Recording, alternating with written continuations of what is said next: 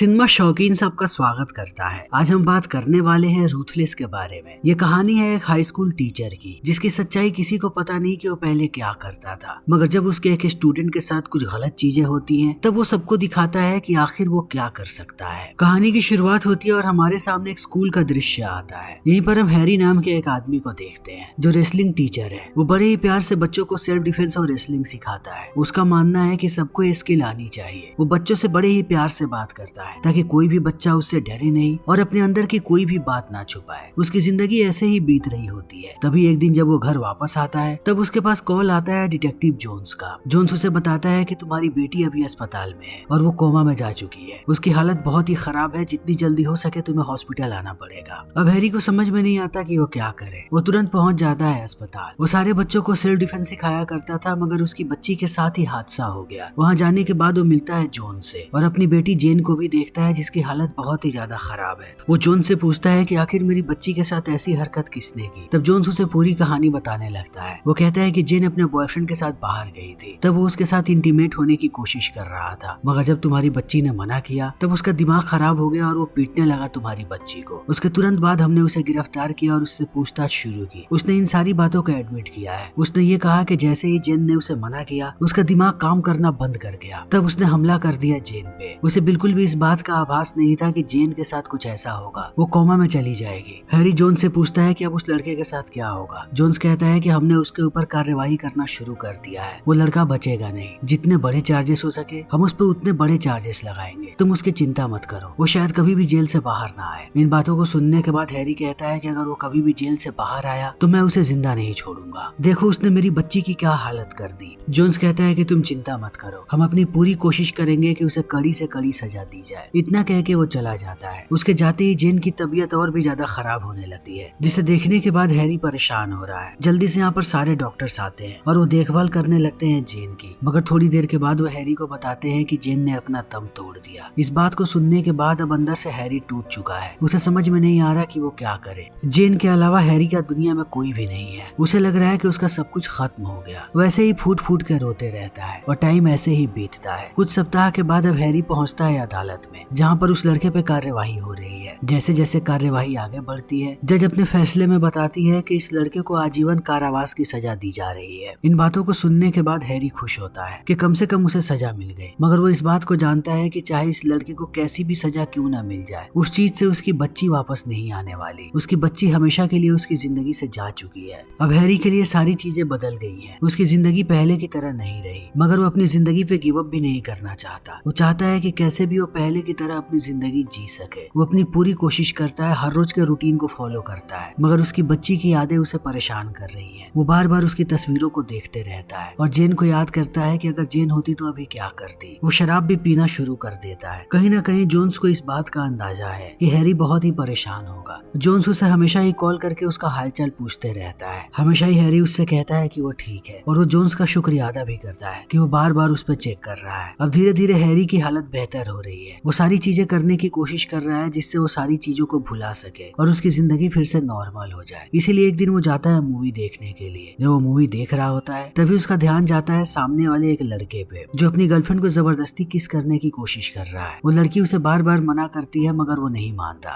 और इस चीज को देखने के बाद अब हैरी गुस्सा हो जाता है। वो उस लड़के को डांटता है और कहता है कि उस लड़की से दूर रहो। वो उसके ऊपर पॉपकॉर्न भी फेंकता है। ये चीज उस लड़के को बिल्कुल भी पसंद नहीं आती कि उसकी गर्लफ्रेंड के सामने एक आदमी उसकी कैसे बेइज्जती कर सकता है। वो बाहर आकर के इंतजार करने लगता है हैरी के बाहर आने का। थोड़ी देर के बाद हैरी आता है। उसे देख करके वो कहता है कि तुम्हें अंदर हीरो बनने की जरूरत नहीं थी। हैरी उसे समझाता है और कहता है कि ऐसे लड़कियों के करीब नहीं जाते, उन्हें सम्मान देना होता है और खास करके पब्लिक प्लेस में अपनी गर्लफ्रेंड को कभी मत छुओ। अगर सच में तुम्हारे पास गर्लफ्रेंड है और वो तुम्हारे करीब आना चाहती है तो उसे किसी अच्छी जगह पे लेकर के जाओ। ऐसे पब्लिक प्लेस में उसे बदनाम करके तुम अपनी नामर्दानगी का सबूत दे रहे हो। इस बात को सुनने के बाद वो लड़का भड़क जाता है और चाकू निकाल करके हमला करने की कोशिश करता है हैरी पे। तब हमें पता लगता है कि हैरी पहले आर्मी में हुआ करता था। वैसे ही रेसलिंग कोच नहीं बना है, वो आर्मी में सबसे खतरनाक ऑफिसर था। इसीलिए आर्मी छोड़ने के बाद वो कोच बन गया ताकि बाकी लोगों को भी सिखा सके कि लड़ना कैसे है। उसे भली भांति पता है कि किसी से कैसे लड़ते हैं। वो तुरंत ही लड़के को ढेर करके नीचे गिरा देता है, मगर वो उसे ज्यादा चोट नहीं पहुंचाता। वो जानता है कि ये लड़का बस एक बच्चा है, इसे पीटने या इसके किसी भी हड्डी को तोड़ने की जरूरत नहीं है। उसे सबक सिखा करके वो घर आता है और अगले सुबह फिर से पहुंच जाता है स्कूल में स्टूडेंट्स को रेसलिंग सिखाने के लिए। यहाँ पर कातिया नाम की एक लड़की है जो बहुत ही मन लगा करके सीखती है रेसलिंग को। वो हैरी की फेवरेट स्टूडेंट है। हैरी उस पर ज्यादा ध्यान देता है और एक एक चीज परफेक्ट सिखाने की कोशिश करता है। आज जैसे ही क्लास खत्म होती है वो कातिया को कहता है कि अगर तुम्हें एक्स्ट्रा क्लासेस चाहिए होंगी तो मुझे बताना, मैं तुम्हें फ्री में सिखाऊंगा। कातिया हमेशा उसके लिए खाना लेकर के आती है। हैरी ये सारी चीजें इसलिए करता है क्योंकि कातिया में उसे अपनी बेटी नजर आती है जो कि अब इस दुनिया में नहीं है। वो अपनी सारी बातें बताता है कातिया को, मगर कातिया अपनी घर की दिक्कतें छुपाती रहती है हैरी से। वो आ जाकर के उससे मिलती है और चली जाती है अपने घर पे। जैसे ही वो घर के अंदर दाखिल होती है हम कातिया की माँ को देखते हैं जिसका नाम है लिंडा, और यहीं पर कातिया का सौतेला पिता है जिसका नाम है टॉम। टॉम कातिया को देखने के बाद कहता है कि तुम खाली हाथ आ गई, तुम्हें मेरे लिए कुछ खाने के लिए लेकर के आना था। कातिया कहती है कि मैं भूल गई। तब टॉम उसे गाली देने लगता है और बहुत गंदी गंदी बातें सुनाता है। इस बात से कातिया गुस्सा होकर के अपने कमरे में जाती है और जोर से दरवाजा बंद करती है। ये चीज टॉम को बिल्कुल भी पसंद नहीं आती। वो कातिया के कमरे में आता है और कहता है कि मैं कुछ दिनों से तुम्हें देख रहा हूँ, तुम मेरी कोई भी बात नहीं मानती, तुम मेरे हर एक बात को अनसुना कर देती हो, तुम्हारा बिहेवियर ऐसा है जैसे तुम मेरी रिस्पेक्ट नहीं करती। कातिया उसे कहती है कि रिस्पेक्ट कमानी पड़ती है और तुम जैसे इंसान को रिस्पेक्ट देने की कोई जरूरत नहीं है। तब टॉम गुस्सा होकर के उसे एक दमदार पंच मारता है और कहता है कि अगर दोबारा मुझसे ऐसे बात किया तब मैं तुम्हारी चमड़ी उधेड़ दूंगा। इस चीज को देखने के बाद कातिया भी गुस्सा होकर के उसे पंच मारती है। तब टॉम और भी ज्यादा भड़क जाता है और यहाँ पर लिंडा आती है। टॉम कहता है कि अभी के अभी इस घर से बाहर निकल जाओ। जब लिंडा अंदर आती है तब वो कातिया को कहती है कि दिन प्रतिदिन तुम्हारा मन बढ़ते जा रहा है, तुमने टॉम पर हाथ कैसे उठाया, वो तुम्हारा पिता है चाहे सौतेला ही क्यों ना हो। वो कातिया को सुनाने लगती है और वो भी कातिया को कहती है कि अब से तुम इस घर में नहीं रह सकती। कातिया भी इन सारी चीजों से परेशान हो गई है। वो कहती है कि मैं भी तुम लोगों के साथ नहीं रहना चाहती, मैं जा रही हूँ। वो अपना सामान लेकर के बाहर चली आती है। थोड़ी देर के बाद हम हैरी को देखते हैं जो घर जा रहा है। घर जाते समय उसकी नजर पड़ती है एक बस स्टॉप पे। वो देखता है कि कातिया यहीं पर अकेली बैठी हुई है इतने रात में। वो उससे पूछता है कि क्या हुआ। कातिया कहती है ये कुछ भी नहीं। तब वो उसे कहता है कि आकर के गाड़ी में बैठो, मैंने डिनर नहीं किया, चलो हम दोनों डिनर करके आते हैं। ये लोग जा करके बैठ जाते हैं डाइनर में। तब हैरी उससे कहता है कि तुम मुझे बता सकती हो, तुम मेरी बेटी की तरह हो। जब भी मैं तुम्हें देखता हूँ मुझे जेन की याद आती है। तुम्हें पता ही है कि जेन के साथ क्या हुआ। मैं नहीं चाहता कि तुम्हारे साथ भी कुछ वैसा हो, इसीलिए जो भी तुम्हारी दिक्कत है मुझे बताओ। तब कातिया उसे बताना शुरू करती है कि मेरे सौतेले पिता वो मुझसे बड़ी ही बेरुखी से पेश आते हैं और आज तो उन्होंने मुझे पीटा भी, पर मेरी माँ ने कुछ नहीं बोला। टॉम ने मुझसे कहा कि मैं घर छोड़ करके चली जाऊँ, तब मैंने घर छोड़ दिया। हैरी उससे कहता है कि घर छोड़ करके तुम कहाँ जाओगी। कातिया कहती है कि मुझे पता नहीं, मुझे बस उस घर में नहीं जाना है। तब हैरी उसे समझाता है और कहता है कि टॉम तुम्हारा सौतेला पिता है, मगर लिंडा तुम्हारी अपनी माँ है, वो तुम्हारे लिए परेशान हो रही होगी। अपने घर वापस जाओ और हो सके तो थोड़े समय के बाद मैं आऊंगा तुम्हारे पिता से बात करने के लिए। कातिया मान करके चली जाती है घर पे। अगले दिन फिर से हैरी अपने काम पे लग जाता है। कोचिंग देने के बाद जब वो आता है लंच करने तब उसकी मुलाकात फिर से होती है कातिया से। वो देखता है कि कातिया के चेहरे पर चोट के निशान है। इस चीज को देख करके वो भड़क जाता है और कहता है कि क्या ये टॉम ने किया है। वो कहती है कि हाँ। अब शाम में हैरी पहुंचता है कातिया के घर पे। अंदर जाते ही वो कातिया को पैसा देता है और कहता है कि जाओ हम सबके लिए खाना लेकर के आओ, तब तक मैं टॉम से बात करता हूँ। कातिया निकल जाती है यहाँ से।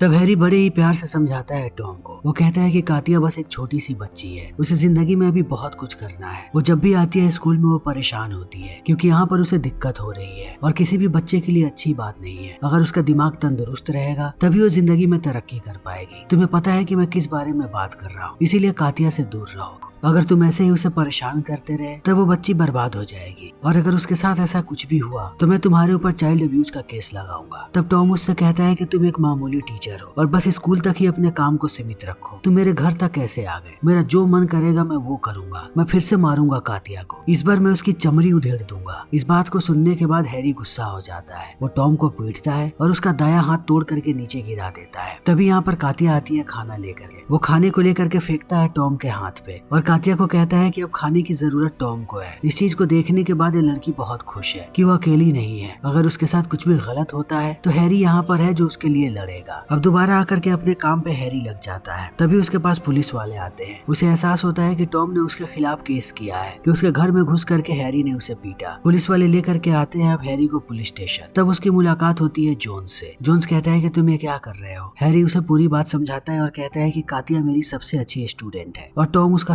सौतेला पिता जो घर पर उसे पीटता है, इसीलिए मैं बस उसे समझाने गया था। जोन्स कहता है कि तुम्हें मुझे कॉल करना चाहिए था, मैं खुद उसके घर पे जाता और उसे समझाता। तुम ऐसे कानून को अपने हाथ में नहीं ले सकते, इस बार हम तुम्हें वार्निंग दे करके छोड़ रहे हैं। वो छोड़ देते हैं हैरी को। दूसरी तरफ हम टॉम को देखते हैं जो बहुत ही ज्यादा गुस्से में है। वो एक गुंडे को कॉल करता है जिसका नाम है सर्जियो। सर्जियो काम करता है रिच नाम के एक माफिया के लिए। रिच का काम ही है लड़कियों की तस्करी करना। टॉम सर्जियो को कहता है कि मेरे पास एक पटाखा माल है, क्या तुम उसे खरीदोगे? उसकी उम्र भी कम है। इस बात को सुनने के बाद सर्जियो कहता है कि तुम्हें $10,000 मिलेंगे। जितनी जल्दी हो सके लड़की को ला करके मेरे हवाले करो। जैसे ही उसकी नीलामी पूरी होगी मैं तुम्हें $10,000 दे दूंगा। टॉम मान जाता है। वो सीधा कॉल करता है कातिया को और उससे बड़े ही प्यार से बात करता है। वो कहता है कि आज मैं तुम्हें पिक करने वाला हूँ। मैं तुम्हारी माँ को पिक करने आने वाला था, तभी मुझे एहसास हुआ कि तुम भी रास्ते में ही होगी। कातिया को ये बात समझ में नहीं आती कि टॉम इतने प्यार से उससे कैसे बात कर रहा है। वो कंफ्यूजन में ही होती है। जैसे ही उसका स्कूल खत्म होता है, बाहर निकलने के बाद वो देखती है कि टॉम उसका इंतजार कर रहा है। बिना सोचे समझे वो उसकी गाड़ी में बैठ जाती है और समय ऐसे ही बीतने लगता है। कुछ समय के बाद जोन्स कॉल करता है हैरी के पास और उसे बताता है कि एक औरत हमारे पास आई है जिसने रिपोर्ट लिखाया है कि उसकी बच्ची गायब है और वो औरत कोई और नहीं लिंडा है, कातिया की माँ। अब इस बात को सुनते ही हैरी भड़क जाता है। उसे कैसे भी कातिया को ढूंढना है। वो सबसे पहले जाता है स्कूल और वहाँ के सीसीटीवी फुटेजेस को देखता है कि स्कूल से निकलने के बाद आखिर कातिया कहाँ गई। वो देखता है कि वो जा करके टॉम की गाड़ी में बैठी थी। अब हैरी आग बबूला हो चुका है। वो अपना पुराना रूप दिखाएगा, जो रूप उसका आर्मी में था, जब वो लोगों को बिना सोचे समझे मारता था। वो गुस्से में पहुंचता है हैरी के घर पे, मगर शुरू में वो उससे प्यार से बात करता है ताकि टॉम उसे बता दे कि आखिर कातिया कहाँ पे है। जब टॉम कुछ भी नहीं बताता तब वो उसका दूसरा हाथ भी तोड़ देता है। वो उसे बड़ी ही बेरहमी से टॉर्चर कर रहा है और बार बार एक ही सवाल पूछ रहा है कि मुझे बताओ कातिया कहाँ पे है। तब अंत में टॉम उसे बताता है सर्जियो के बारे में कि उसने कातिया को सर्जियो को ही बेचा है। टॉम उसे पकड़ता है और कहता है कि मुझे ले करके चलो सर्जियो के पास। थोड़ी देर के बाद ये लोग पहुंच जाते हैं उसके घर पे। जैसे ही सर्जियो दरवाजा खोलता है, टॉम उस पे बंदूक तान करके घुस जाता है अंदर। वो जानता है कि सर्जियो जैसे लोग इतनी आसानी से मुंह नहीं खोलते। तब सबसे पहले वो उसकी धुलाई करता है। वो उसकी एक आध हड्डियां तोड़ता है, फिर उससे पूछता है कि बताओ कातिया कहाँ पे है, वरना मैं तुम्हें जान से मार दूंगा। सर्जियो कहता है कि वो लड़की मेरे पास नहीं है, मैंने उसे रिच को बेच दिया, जिसका काम ही है लड़कियों की तस्करी करना। लास वेगस में उसका एक बहुत बड़ा कसीनो है, वहीं पर वो लड़कियों की नीलामी करता है। हैरी कहता है कि नीलामी के बाद लड़कियों के साथ क्या होता है। सर्जियो बताता है कि जो भी अमीर आदमी लड़कियों को खरीदता है वो उनके साथ हर गलत काम करता है। अब हैरी भड़का हुआ है। वो टॉम और सर्जियो को एक कमरे में बंद करके निकल पड़ता है। बाहर आते ही वो सबसे पहले कॉल करता है जोन्स को और उसे बताता है कि वो लोग कातिया को लेकर के लास वेगस में गए हैं। जल्दी ही उसकी नीलामी होने वाली है। मैं लास वेगस जा रहा हूँ, अगर तुम मदद कर सकते हो तो मुझसे आकर के वहीं पर मिलो। जोन्स भी जाने की तैयारी करने लगता है और वो लिंडा को बताता है कि उसकी बेटी लास वेगस में है। तब लिंडा भी गाड़ी में बैठ जाती है और कहती है कि मैं भी तुम लोगों के साथ चलूंगी। जोन्स मना नहीं कर पाता। तभी हैरी पहुंचता है उस कसीनो में एक अमीर आदमी बन करके। तब उसकी मुलाकात होती है कसीनो के मालिक से जिसका नाम है डेल। वो डेल से कहता है कि मुझे नीलामी में भाग लेना है। तब डेल उससे पूछता है कि तुम्हें नीलामी के बारे में कैसे पता लगा। हैरी कहता है कि मैं बहुत समय से माफिया के साथ मिला हुआ हूँ और सर्जियो मेरा बहुत ही अच्छा दोस्त है, उसने मुझे बताया इस बारे में। इस बार मैं सच में एक्साइटेड हूँ। तब डेल भी उसकी बातों में आ जाता है और लेकर के जाता है उसे एक रूम की तरफ और सारी चीजें समझाने लगता है कि तुम्हारे रूम में एक टीवी लगा होगा और उस पे लड़की का नाम आएगा। उसके बाद बीडिंग की शुरुआत हो जाएगी। तुम्हें वहीं से पैसे लगाने पड़ेंगे। जो सबसे ज्यादा पैसा लगाएगा लड़की उसकी हो जाएगी। नीलामी की शुरुआत ठीक 11 बजे होगी। अब हैरी अंदर आकर के बैठ जाता है और वो सीधा कॉल करता है जोन्स से। जोन्स कहता है कि मैं लास वेगस आ चुका हूँ, मैं अभी यहाँ के पुलिस स्टेशन में हूँ, जितनी जल्दी हो सके हम लोग वहाँ पर आ रहे हैं। तो हैरी उसे कहता है कि 11 बजे से पहले तुम लोग यहाँ मत आओ, क्योंकि अभी तक मैंने कातिया को देखा नहीं है और मुझे पता नहीं कि वो लड़की कहाँ पे है। तभी हम दूसरी इंस्पेक्टर को देखते हैं जिसका नाम है वेनेसा। वेनेसा कहती है कि हम इस चीज में देर नहीं कर सकते, जितनी जल्दी हो सके हमें कसीनो पे रेड मारना है। तब हैरी उसे समझाता है कि मैं कसीनो के अंदर ही हूँ, मैं यहाँ पर एक अमीर आदमी बन करके आया हूँ ताकि मैं पार्टिसिपेट कर सकूँ नीलामी में। जैसे जैसे मुझे अपडेट मिलता है वैसे मैं तुम लोगों को बताऊंगा। जब सही समय होगा तब तुम लोग आना, ताकि कातिया के अलावा हम बाकी लड़कियों को भी छुड़ा सके। 11 बजे तक का इंतजार करो। तब वेनेसा मान जाती है। जैसे ही 11 बजता है नीलामी की शुरुआत हो जाती है। हैरी देखता है कि कातिया स्क्रीन पे आई हुई है। वो बीडिंग शुरू कर देता है उसके लिए, मगर उसके सामने एक बहुत ही अमीर आदमी है जो बीडिंग में उसे बीट करके जीत जाता है कातिया को। अब हैरी बहुत ही ज्यादा परेशान है। वो सीधा कॉल करता है जोन्स को और उसे पूरी बात बताता है कि वो बीड हार चुका है। उसे अभी भी पता नहीं कि कातिया कहाँ पे है। वो उन लोगों को कहता है कि तुम लोग वहाँ से निकलो, तब तक मैं कातिया को ढूंढने की कोशिश कर रहा हूँ। यहाँ से निकल करके वो सीधा जाता है डेल के पास और उसे पीटने लगता है। पीटने के बाद पूछता है कि बताओ कातिया कहाँ पे है। डेल कहता है कि कोई भी लड़की कभी भी कसीनो में नहीं आती, एयरपोर्ट के पास एक वेयर हाउस है, सारी लड़कियों को रिच वहाँ पे रखता है। तब हैरी निकल पड़ता है। निकलते निकलते वो कॉल करता है जून्स को, उसे भी वो एड्रेस दे देता है वेयर हाउस का। लेकिन उनसे पहले अब हैरी वहाँ पर पहुंच चुका है। पहुंचते ही वो अंदर जाने लगता है, तब गार्ड उसे रोकता है और रिच का राइट हैंड आता है बाहर, जिसका नाम है मार्टिन। हैरी उनसे कहता है कि मैं कातिया को लेने आया हूँ। मार्टिन कहता है कि हमारे पास ऐसी कोई भी इंफॉर्मेशन नहीं है कि उस लड़की को हम तुम्हारे हवाले कर दें। हैरी कहता है कि रिच मेरा पुराना दोस्त है, उसने खुद मुझे यहाँ पर भेजा है, वरना मुझे इस जगह के बारे में पता कैसे चलेगा। फाइनली मार्टिन को भरोसा हो जाता है हैरी पे। वो अपने आदमी को कहता है कि इसे अंदर लेकर के जाओ और कातिया को इसके हवाले कर दो। वो आदमी लेकर के जाता है हैरी को ऊपर। जैसे ही कातिया हैरी को देखती है, उसके मुंह से कोच निकल जाता है। इस चीज को सुनने के बाद गार्ड समझ जाता है कि आदमी एक बहरूपिया है, वो उस पे हमला कर देता है। हैरी और गार्ड के बीच बहुत देर तक लड़ाई होती रहती है, मगर अंत में हैरी उसे मार देता है। फिर कातिया के साथ साथ वो बाकी लड़कियों को कहता है कि जितनी जल्दी हो सके यहाँ से निकलो। ये सब लोग भाग करके बाहर आने लगते हैं। तभी मार्टिन चला आता है हैरी के सामने और थोड़ी देर के बाद यहाँ पर रिच भी आता है। वो हैरी पे बंदूक तान देता है और मार्टिन को कहता है कि सारी लड़कियों को लेकर के अंदर जाओ। लड़कियों के जाने के बाद वो हैरी को कहता है कि तुम पहले आदमी हो जो इतने दूर तक आ गया है, अब तुम मरने के लिए तैयार हो जाओ। लेकिन रिच ट्रिगर दबाता उससे पहले जोन्स आकर के मार देता है रिच को। पूरी की पूरी पुलिस फोर्स यहाँ पर आ चुकी है, जो सारे लोगों को गिरफ्तार कर लेते हैं। उसके साथ साथ वो सारी लड़कियों को आजाद भी करवा देते हैं। हैरी जब बाहर आता है तो देखता है कि कातिया भी बाहर है और लिंडा भी अपनी बच्ची को देखने के बाद बहुत ही ज्यादा खुश है। और हैरी को भी इस बात की खुशी है कि उसने एक बच्ची की जान बचाई, उसके साथ कुछ भी गलत नहीं होने दिया। सब लोग वापस अपने अपने घर चले जाते हैं। थोड़े समय के बाद जोन्स आता है हैरी के पास और कहता है कि इस केस पे तुमने जो काम किया है वो काबिले तारीफ है। तुम्हारी वजह से सबका प्रमोशन हुआ है, चाहे मेरा हो या फिर वेनेसा का हो। सब लोग तुम्हारा शुक्रिया अदा करना चाहते हैं। मैं जानता हूँ तुम्हारी काबिलियत के बारे में, इसीलिए मेरे पास एक ऑफर है। एक और खतरनाक केस आया है मेरे पास, मैं चाहता हूँ कि तुम मेरे साथ मिलकर के काम करो। इस बात को सुनने के बाद हैरी मुस्कुराता है और ये फिल्म यहीं पर खत्म हो जाती है। तो दोस्तों, हमारी आज की ये वीडियो यहीं पर खत्म होती है। अगर आपको हमारी ये वीडियो पसंद आई हो तो इसे लाइक करें, शेयर करें और चैनल को सब्सक्राइब करें। Thank you.